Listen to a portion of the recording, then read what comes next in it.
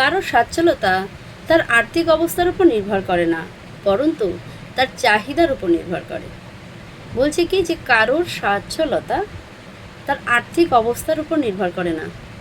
কারোর সচ্ছলতা মানে কে কীভাবে চলতে চায়, তার জীবনযাত্রা জীবনধারা সে কীভাবে পাল্টাবে বা চালাবে, সেটা কিন্তু তার অর্থ কতটা আছে তার আর্থিক অবস্থার উপর কিন্তু কখনোই বর্তায় না। সেটা বর্তায় তার চাহিদার উপর, সে কতটা চায়, সে কিভাবে চলতে চায়, কিভাবে যেতে চায়, ফিরতে চায়, থাকতে চায়, এগুলো কিন্তু তার চাহিদার উপর নির্ভর করে। সে কিভাবে চাহিদা তার পূর্ণ করবে। তোমার অর্থ থাক আর না থাক, অর্থ থাকলেও যদি চাহিদা না থাকে তাহলে কিন্তু কখনোই সেটা হয় না। আর যদি অর্থ না থাকে কিন্তু আমার চাহিদা, অর্থ থাকলে চাহিদা অনেক সময় থাকে না, আবার অর্থ নেই কিন্তু চাহিদা আছে, এরকমও হয়। বা অর্থ থাকলেও চাহিদারও দরকার আছে। তাই বলছি যে অর্থের উপরে নির্ভর করে না সচ্ছলতা, নির্ভর করে কার উপরে, নিজের চাহিদার উপর।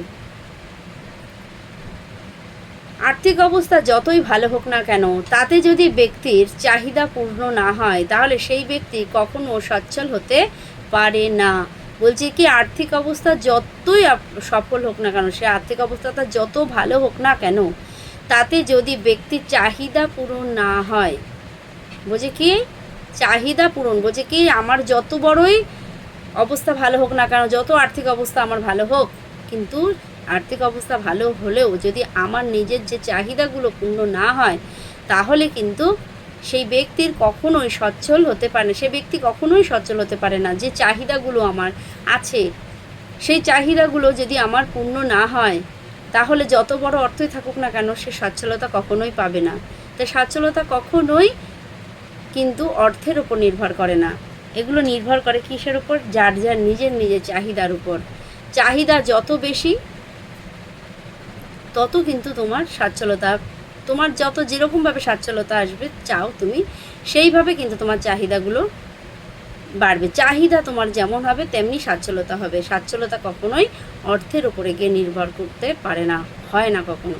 অর্থ আছে কিন্তু সবসময় কিন্তু আমার যে চাহিদা সেটা কিন্তু কখনোই আমি পূর্ণ করতে সবসময় পারবো না। সব কিছু কিন্তু পয়সা কড়ি দিয়ে হয় না।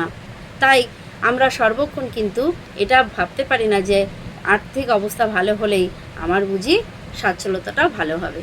জয় ভগবান, সবাই ভালো থাকবেন।